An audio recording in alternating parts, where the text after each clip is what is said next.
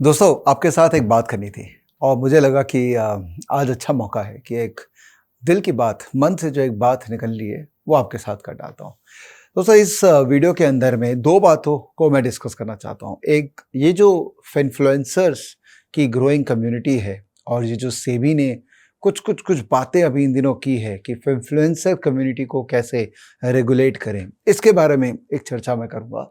और दूसरा, मैं फेस टू फेस जो मैं इतने साल से चला रहा हूँ अपने लर्निंग के लिए और आप सबकी लर्निंग के लिए, इसके बारे में चर्चा करूँगा। ऑल्दो ये दोनों रिलेटेड नहीं है, बट क्या होता है ना, इंटरसेक्शन है। कहीं-कहीं कुछ-कुछ लोग फेस टू फेस में भी आए हुए हैं, जिनको आप टेक्निकली एक इन्फ्लुएंसर का डेफिनेशन में डाल सकते हैं।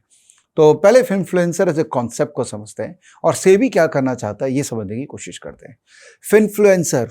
इन्फ्लुएंसर का एक मर्जर है। इसका मतलब ये वो लोग हैं जो आम आदमी को इन्फ्लुएंस करते हैं फाइनेंशियल डिसीजन मेकिंग में। अब फाइनेंशियल डिसीजन मेकिंग के अंदर में खाली शेयर बाजार नहीं आता है। अगर कोई आपको बोल रहा है फलाना आदमी से लोन ले लो, तो वो इन्फ्लुएंसर है। अगर कोई आपको ये बोल रहा है कि फलाना आदमी से यहाँ अकाउंट खोल लो, ब्रोकिंग अकाउंट, और आपको ल्योर कर रहा है कि आप वो उसी ब्रोकिंग फर्म के यहाँ अकाउंट खोलो, तो वो एक इन्फ्लुएंसर हो सकता है। या अगर कोई भी आदमी बोलता है कि भाई मैं आपको ये कॉन्सेप्ट सिखा रहा हूँ और मैं ही बेस्ट बंदा हूँ, ये कॉन्सेप्ट सिखा सकता हूँ, तो मेरा कोर्स भी ज्वाइन करो, वो भी इन्फ्लुएंसर हो सकता है। तो अलग अलग शेप, साइज, फॉर्म में इन्फ्लुएंसर पाए जाते हैं। तो इसका एक कोई जेनरिक वैसा एक कैटेगरी नहीं होता है। तो इन्फ्लुएंसर क्या अच्छे हैं, क्या बुरे हैं, ये जजमेंट मैं नहीं ले सकता हूँ, बिकॉज हर इंडस्ट्री में, हर काम के अंदर में अच्छे लोग भी होते हैं, बुरे लोग भी होते हैं। अच्छे लोग जिनका इंटेंशन बहुत क्लियर रहता है कि मैं इधर में आया हूँ, मेरा एक पर्पस है और मैं उस पर्पस को मीट करना चाहता हूँ। और वो पर्पस अच्छे लोगों का लार्जली क्या होता है, एम्पावरिंग, लोगों को समझाना, सिखाना। और जो बुरे लोग होते हैं वो सिखाना कम करते हैं और थर्ड पार्टी प्रोडक्ट या अपने प्रोडक्ट बेचने पे ज़्यादा फोकस करते हैं। मैं कौन हूँ, ये आप सब जानते हैं, मैं अपने बारे में बताना नहीं चाहता हूँ। कुछ लोग मानते होंगे कि मैं इन्फ्लुएंसर हूँ, कुछ लोग बोलते होंगे नहीं नहीं, ये तो एक एंटरप्रेन्योर है। बॉटम लाइन ये है कि जो है वो आपके सामने है और आप ही को जज करना है कि वो आदमी क्या है। सेबी क्या बोलता है कि पिछले 5 साल से जो इन्फ्लुएंसर इकोसिस्टम का ग्रोथ हुआ, इसके अंदर में एक बात, एक चूक रह गई उनसे, और वो चाहते हैं कि उसको वो एकदम 100% एक लीगल फ्रेमवर्क में डाल दे। चूक क्या रह गई कि जो इन्फ्लुएंसर्स है, जो आपको ब्रोकिंग अकाउंट खोलने बोलते हैं, ब्रोकिंग अकाउंट मतलब आप देखो, बड़े बड़े मिलियंस ऑफ फॉलोअर्स वाले इन्फ्लुएंसर्स है जो आपको बोलते हैं फलाना ब्रोकिंग अकाउंट खोल लीजिए, फलाना केस है उसको ले लीजिए। ये इन्फ्लुएंस आपको कर रहे हैं ताकि आप वो डिसीजन ले। इनके पैसे कैसे बनते हैं? इनके पैसे बनते हैं जिसके यहाँ पर उन्होंने अकाउंट खोला, अगर आप ट्रांजैक्शन करेंगे तो उस ट्रांजैक्शन से उनका रेवेन्यू शेयरिंग होता है, राइट। और कई ऐसे इन्फ्लुएंसर है जिन्होंने बड़ा पैसा कमाया है। इनफैक्ट उन्होंने डिस्क्लोज भी किया हुआ है, बड़ा पैसा कमाया है, 30 करोड़ 35 करोड़ साल का, just by pushing you to open an account with another broking firm. क्या ये इलीगल था? द आंसर इज नहीं पता, शायद नहीं था। शायद इसीलिए अभी सेबी बोल रहा है कि भाई वो एक ग्रे एरिया था और उस ग्रे एरिया को अब हम प्लग करना चाहते हैं। तो कोई भी रजिस्टर्ड एंटिटी, जब उसको ब्रोकर है या हमारे जैसे लोग हैं जो रिसर्च एनालिस्ट का लाइसेंस ले रखे, इन्वेस्टमेंट एडवाइजरी का लाइसेंस ले रखे हैं स्टॉकेज में, हम लोग किसी भी अनरजिस्टर्ड एंटिटी के साथ अब काम नहीं कर सकते। इसका मतलब कोई भी अगर सोशल मीडिया कंटेंट क्रिएटर अगर रजिस्टर्ड नहीं है सेबी में, तो वो एक ही तरह का रजिस्ट्रेशन ले सकता है, वो है रिसर्च एनालिस्ट का रजिस्ट्रेशन। बिकॉज आईए वो लोग टिपिकली नहीं लेते, आरए लेते हैं, और इन्फ्लुएंसर का कोई भी रजिस्ट्रेशन पर से नहीं है आज के डेट में। तो सेबी बोल रहा है अगर कोई भी अनरजिस्टर्ड है तो आप उसके साथ काम ही नहीं कर सकते हैं। ओके, ये एक व्हाइट पेपर आया, अभी तक लॉ नहीं बना, लॉ बन भी जाएगा।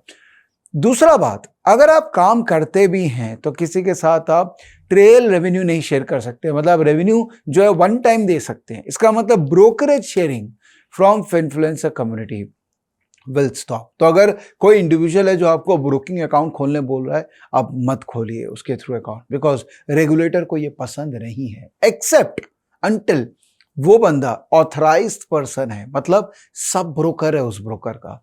और इंडिया में ऑथराइज्ड पर्सन सिर्फ आप एक ब्रोकर के हो सकते हैं। इसका मतलब अगर मैं, जैसे फॉर एग्जांपल कोटक ने मुझ में इन्वेस्ट किया है, कोटक इन्वेस्टर है स्टॉकेज में, और मैं आपको बोलता हूं कोटक में अकाउंट खोलिए बिकॉज में ये बेनिफिट्स है, देन ऑब्वियसली मैं आपको एक ही ब्रोकर के अकाउंट खोलने बोल रहा हूं, वो अलाउड है, उसमें सेबी की तरफ से कोई प्रॉब्लम नहीं है, बिकॉज आप भी एक रेगुलेटेड एंटिटी बन गए।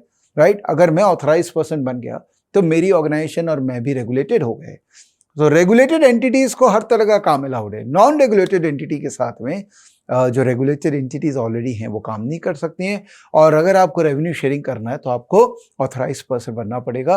काली इन्फ्लुएंसर बन के आप किसी भी तरह का रेवेन्यू शेयरिंग नहीं कर सकते। ये एक वाइट पेपर में क्लैरिटी आया, प्लस और भी बहुत कुछ उसके अंदर में मेंशन्ड है। एक्चुअली मैं बहुत खुश हूँ।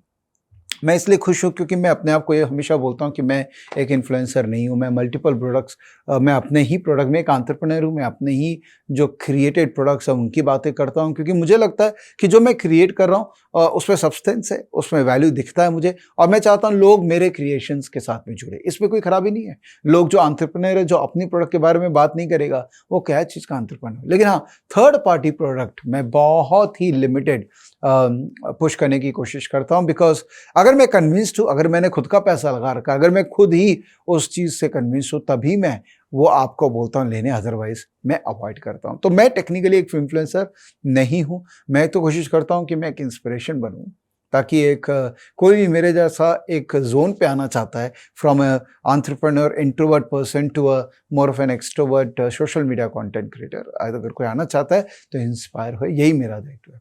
तो सेबी का जो ये वाइट पेपर है ना, ये इतना इजी नहीं होगा। इससे बहुत लोगों के घर पे ताले लगने वाले हैं, और शायद वो लोग फाइनेंशियल मार्केट प्रोडक्ट छोड़ के अभी वो गंजी बनियान बेचने में लगेंगे, क्योंकि उनके तो आदत लग चुकी है कि हमको तो भाई किसी भी हालत में कुछ भी बेचना है और बेच के ही पैसा कमाना है। तो वो अपना डेफिनेटली अपना जो एक जोन है, जो उन्होंने कोविड के बाद चालू किया था, कई लोग बहुत पहले से बहुत कुछ कर रहे थे, अचानक से वो फाइनेंशियल मार्केट में आ गए। मुझे लगता है कि वो लोग अब फाइनेंशियल मार्केट से हट जाएंगे, बिकॉज कंप्लायंस किसी को पसंद नहीं है। देखिए, मैंने तो अपने सारे जीवन में कंप्लायंस ही किया है। डे वन से मैं कंप्लायंस ही कर रहा हूँ, चाहे किसी भी तरह का बिजनेस मेरा फाइनेंशियल मार्केट का है। बट जनरली लोगों को कंप्लायंस पसंद नहीं है, तो बहुत लोग सिस्टम से हट जाएंगे। तो आपके लिए एक बहुत ही बड़ा इंपॉर्टेंट अलर्ट है कि किसी का भी आप वीडियो देख रहे हैं, आप ध्यान रखिएगा कि क्या उस वीडियो के अंदर में उस बंदे ने क्लियर कट डिस्क्लोजर दिया है, चाहे वीडियो में चाहे नीचे डिस्क्रिप्शन में, कि वो सेबी रजिस्टर्ड है। अगर वो सेबी रजिस्टर्ड नहीं है तो आप बात मत सुनिएगा, कहीं ना कहीं किसी तरीके का ट्रैप है। चाहे आपसे वो डायरेक्ट पैसा कमाना चाह रहे हैं, चाहे वो इनडायरेक्ट पैसा कमाना चाह रहे हैं।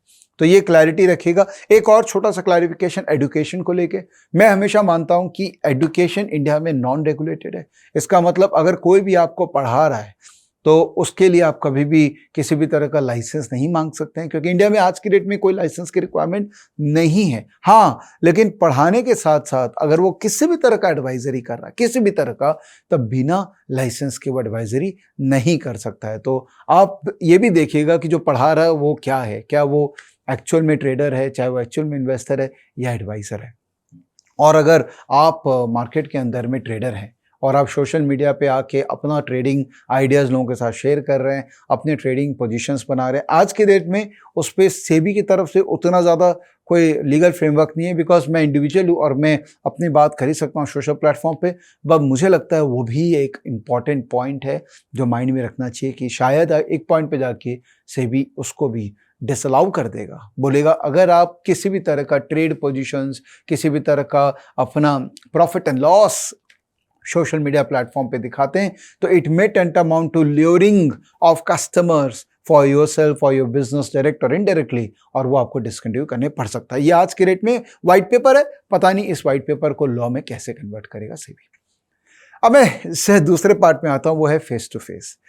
देखिए, फेस टू फेस 2019 में मैंने चालू किया था, और मेरा पर्पस सिर्फ एक ही था कि जो बड़े टीवी के अंदर में जो लोग आते हैं ना, ये बड़े बड़े लोग हैं, जो बॉम्बे क्लब जिनको मैं बोलता हूँ, जो बॉम्बे में बैठ के लिटरली शेयर बाजार पे राज कर रहे थे।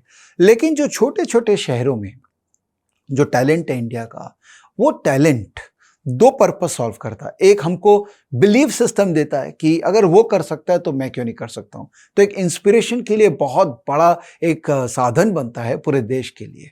दूसरा, ऐसे बहुत टेक्निक है जो जरूरी नहीं है कि बड़े लोग ही फॉलो कर रहे हैं, छोटे छोटे लोग भी बहुत ही रिफाइंड टेक्निक पे मार्केट में काम करते हैं। तो मेरा जो रोल था जब मैं फेस टू फेस चालू किया, and I got inspired from मेरे जो गुरुजी हैं रमेश तमानी जी, उन्होंने वो एक सीरीज चलाते थे विजिट्स ऑफ दलाल स्ट्रीट, जिसमें वो बड़े बड़े लोगों का इंटरव्यू लेते थे इंग्लिश में। मुझे लगा कि क्यों ना मैं एक रीजनेबल साइज के लोगों का इंटरव्यू लूँ हिंदी में। मेरा primary source of identifying talent was crowd sourcing. जब मैंने चालू किया था तो मैं सिर्फ ये देखता था कि लोग किसका इंटरव्यू लेने मुझे बोल रहे हैं। यानी कई ऐसे लोग हैं जिनको मैं शायद नहीं जानता था पहले से, बट बहुत सारे लोगों ने मुझे कहा कि सर ये अच्छा लग रहा है, ये अच्छा बंदा है, ये अच्छी बंदी है, इनके साथ बात करिए, इनसे हमको और सीखना है, इनके बारे में मुझे और जानना है। तो मैंने उन्हीं को अप्रोच किया था जो क्राउड सोर्सेस थे। तो 2019-20 में ऑब्वियसली कोविड के बाद काफ़ी एग्रेसिव हो गए, तो 19, 20, 21, और जैसे जैसे समय बीतता गया, जैसे जैसे लोगों से फीडबैक मिलते रहे, उनसे लर्निंग लेते गए, उतना हम और अपने प्रोसेस को रिफाइन करते गए। तो शुरुआत की थी क्राउड सोर्सिंग से। तो आप देखोगे इनिशियली जितने भी फेस टू फेस है उसमें मोस्टली क्राउड सोर्सिंग सबसे बड़ा क्राइटेरिया था, राइट। उसके बाद भी फिर हमने देखा कि लोग आ रहे हैं तो एक कॉन्फिडेंस हमारे अंदर भी होना चाहिए ना, कि उनकी बात हम सुने या लोगों को सुनाएं। तो क्या उनकी स्ट्रैटेजी वर्क करती है, क्या वो मार्केट में काफ़ी टाइम से हैं, क्या कैपिटल पे वो मार्केट में है, ये सारा क्राइटेरिया भी हमने इन्वॉल्व किया उसके अंदर में, ताकि हमको भी एक मज़ा आए ना। अल्टीमेटली अगर हमें मज़ा नहीं आएगा रिकॉर्ड करते समय, हमें मतलब मुझे मज़ा नहीं आएगा रिकॉर्ड करते समय, मुझे कोई लर्निंग नहीं मिलेगी, वैल्यू एडिशन नहीं मिलेगी, तो मुझे एक्साइटमेंट भी नहीं होता है। तो वो हमने फिर क्राइटेरिया को ऐड किया। फिर समझ में आया कि ऐसे बहुत सारे लोग अब सिस्टम में आ गए जो फॉल्स फेक PNL ट्विटर के अंदर पे पोस्ट करते हैं या मल्टीपल फोरम पे पोस्ट करते हैं और फ्रॉड करते हैं। तो हमने अपने क्राइटेरिया को और रिफाइन किया, और हमने वो क्राइटेरिया डाल के भी आपको प्रॉफिटेबल ट्रैक रिकॉर्ड होना चाहिए। आप हमें दिखा दीजिए, अगर आप हमको दिखाने में कंफर्टेबल नहीं है, आप पब्लिक को दिखाने में ज़्यादा कंफर्टेबल है, तो आप फेस टू फेस के अंदर में वीडियो में दिखा दीजिए, लेकिन एक ट्रैक रिकॉर्ड का कंफर्ट हमने अंदर में अपने रखा, और सामने वाले को भी कॉन्फिडेंस दिया, प्लस जो लर्नर है उसको भी कॉन्फिडेंस दिया कि हाँ भाई ये बंदा जो है ये एक स्टेबल ट्रैक रिकॉर्ड का है। अब देखिए ऐसा होता है कि प्रोसेस जो है इवॉल्व होता है, कोई डे 1 से आदमी परफेक्ट प्रोसेस पे नहीं जाता। तो हो सकता है इनिशियली कुछ वीडियो ऐसे होंगे शायद उनका प्रॉफिटेबल ट्रैक रिकॉर्ड भी ना हो, बट वो बोलते बहुत अच्छा है, उनके फॉलोइंग बहुत अच्छी है, उनकी ऑडियंस बहुत अच्छी है, तो क्योंकि उन्होंने हमें कहा तो हमने उनका रिकॉर्ड कर लिया। और कुछ लोगों के वीडियो तो बहुत ही ज़बरदस्त किए हैं और लर्निंग पॉइंट ऑफ व्यू से मुझे लगता है ज़बरदस्त है। लेकिन जैसे जैसे हम अब प्रॉफिटेबल ट्रैक रिकॉर्ड में जा रहे हैं, वैसे वैसे हम और फिल्टरिंग कर रहे हैं और कोशिश करें, क्राइटेरिया डालें ताकि लिमिटेड लोगों का ही करें, लेकिन ऐसे लोगों का करें जो एक्चुअल में ट्रूली वर्दी है एक फेस टू फेस के लिए। Plus face to face global हमने किया, जहाँ पर बाहर वाले जो ऑलरेडी एक्सपर्ट्स हैं उनको हम सिस्टम में लेके आए, चाहे मिस्टर अश्वथ दामोदरम है, जैसे मार्क मान्यवनी है, ये लोग सब बड़े नाम हैं, इनको भी हमने इंडिया में इंट्रोड्यूस किया, लोगों को एक्सपोजर दिया उनके लर्निंग के बारे में। प्लस हमने फेस टू फेस इमर्ज किया। हम बहुत कुछ कर रहे हैं, इन्वेस्टिंग के ऊपर में कर रहे हैं, सेक्टर स्पेशलिस्ट को लेके आ रहे हैं। तो ट्रेडर खाली हमारा डोमेन नहीं है, हम कोशिश कर रहे हैं कि एक 360 डिग्री फ्रेमवर्क हमारे जो फेस टू फेस के लर्नर्स हैं उनको दें और एक ओवरऑल ग्रोथ उनको दें। Plus obviously the criteria of genuine people coming and sharing. कई बार क्या होता है कि आप जेन्युइन लोग ढूंढते हैं, आप टेक्नोलॉजी वाइज हर चीज़ सही देखते हैं, बट गलतियां फिर भी हो सकती है। देखिए 215 से ज़्यादा फेस टू फेस है और उसमें थोड़ा बहुत अगर गलती होगा भी तो गलती लर्निंग शेयरिंग में नहीं होगी, नॉलेज शेयरिंग में नहीं होगी। गलती हो सकता है कि सामने वाले का जो प्रॉफिट है वो X की जगह Y होगा, राइट, पॉसिबली वो होगा। मिस्टेक्स होती है, हम सब इंसान हैं, मिस्टेक हो सकती है और मिस्टेक्स को करेक्ट करना, एक्नॉलेज करना, वही मेरा धर्म है और मैं वो फॉलो कर रहा हूँ। तो डेफिनेटली कुछ फेस टू फेस है जो मैंने डाउन भी किए हैं, I don't want to talk about them because जो हो गया सो हो गया। और मैं constant face to face review करता रहता हूँ, लोगों के फीडबैक लेता रहता हूँ, ताकि अगर उनको लगे कि कोई गलत इंसान जिनका मैंने फेस टू फेस कर लिया, अगर मुझे रिविजिट करना पड़े विद अ प्रॉपर होमवर्क। देखिए लेते वक्त भी होमवर्क करते हैं, लेकिन निकालने वक्त भी होमवर्क तो करना पड़ेगा, ड्यू डिलिजेंस करना पड़ेगा। जस्ट बिकॉज लोग मुझे बोल रहे हैं कि तुम ये करो, मैं वो काम नहीं कर सकता हूँ, बिकॉज मेरा रिस्पॉन्सिबिलिटी सिर्फ मेरे लर्नर की तरफ नहीं है, बट मेरी रिस्पॉन्सिबिलिटी उनकी तरफ भी है जिन्होंने मेरे प्लेटफॉर्म पे अपना नॉलेज शेयर किया है। तो फेस टू फेस की जर्नी बहुत अच्छी रही है दोस्तों, जो सीख रहे हो भी अच्छा सीख रहे हैं। मेरी कोशिश ये रहती है जितनी ऑब्जेक्टिव लर्निंग दे सकूँ उतना ऑब्जेक्टिव लर्निंग दूँ। नाउ अभी ये जो इन्फ्लुएंसर का लॉ है और अभी ये जो फेस टू फेस की मैं वर्किंग कर रहा हूँ, कोशिश कर रहा हूँ कि इसको सिंक करूँ। आप देखिए मेरे प्लेटफॉर्म पे बहुत ही कम इन्फ्लुएंसर्स का फेस टू फेस आपको मिलेगा, बहुत ही कम, क्योंकि मुझे समझ में आ जाता है कि ये इन्फ्लुएंसर है, कि ये जेन्युइन मार्केट पार्टिसिपेंट है। तो मैं कोशिश करूंगा पूरी कि इसको प्रॉपर्ली मर्ज रखूं, ताकि रेगुलेटर को कोई प्रॉब्लम ना हो, ताकि लर्नर्स को उन्हीं से ही प्रॉपर लर्निंग मिले जो एक्चुअली में वर्थिंग। इसके लिए मुझे अगर फेस टू फेस का क्वांटम को कम भी करना पड़ा, लिमिटेड लोगों के साथ भी करना पड़ा, तो मैं वो करने में ज़्यादा इंटरेस्टेड हूँ, बिकॉज फेस टू फेस से हम कुछ पैसा नहीं बनाते हैं, ना हमारा कोई शेयरिंग है सबके साथ में, मेजॉरिटी के साथ में। हाँ, कुछ लोगों के साथ में हो सकता है कुछ हो, बट दैट इज़ वेरी मिनिस्कुलर, क्योंकि वो एडुकेट करते हैं, इलन मार्केट्स में आके एडवांस कोर्स लेते हैं, तो उसके कारण हमें भी रेवेन्यू मिल जाता है। हम भी कोशिश करते हैं कि थोड़ा सेल्फ सस्टेनिंग कंपनी क्रिएट कर सकते हैं। हम तो ब्रोकर नहीं है, हम तो चाहते नहीं कि आप गेम खेलें, क्योंकि आप गेम खेलेंगे, ब्रोकर को पैसा कमा के देंगे, ऑब्वियसली वो और बड़े बनेंगे। हमारी जैसी कंपनी तो छोटी कंपनी है, तो वो आज के रेट में उतना पैसा नहीं कमाती है जितना ब्रोकर कमाता है। तो सस्टेन करने के लिए थोड़ा बहुत रेवेन्यू हमको भी निकालना है, इसलिए हम भी वो काम करते हैं थोड़ा बहुत, which is genuine, again with in the framework of the law, क्योंकि लॉ तो तोड़ना ये सबसे बड़ा प्रिंसिपल है जो मैंने डे वन को, जब मैंने ऑफिस ज्वाइन किया था, मेरे पिताजी ने कहा था कि सब कुछ करना, लेकिन इंडिया में लॉ मत तोड़ना, बिकॉज लॉ तोड़ने वाले का इंडिया में रिस्पेक्ट नहीं है, irrespective of what the person does. तो यही था, छोटा सा वीडियो आपके साथ शेयर करना था। तो देखिए अब आप क्या होता है, सेबी क्या लॉ लेके आती है, कैसे शेप लेता है, वो देखते हैं अपने, क्योंकि अल्टीमेटली जैसा सेबी बोलेगी वैसा ही हम लोग सबको ही करेंगे, चाहे वो फेस टू फेस है, चाहे कोई भी तरह का सर्विस हम एज एन ऑर्गेनाइजेशन क्रिएट कर रहे हैं आपके लिए। थैंक यू दोस्तों ये वीडियो देखने के लिए, and I hope it clarifies lot of thing for lot of people जो मेरे को फॉलो करते हैं, मेरे को सुनना चाहते हैं। एंड आई सिंसियरली बिलीव कि Indian stock market is huge, बहुत बड़ा है, और छोटी छोटी बातों में हम अपना एनर्जी इसमें डालेंगे तो जो बड़ा गेम प्लान है वो हम लोग सब मिस कर पाएंगे। वेल्थ बनेगा आने वाले 5 साल में, बस डटे रहिए और सीखते रहिए। Thank you, bye bye, please take care.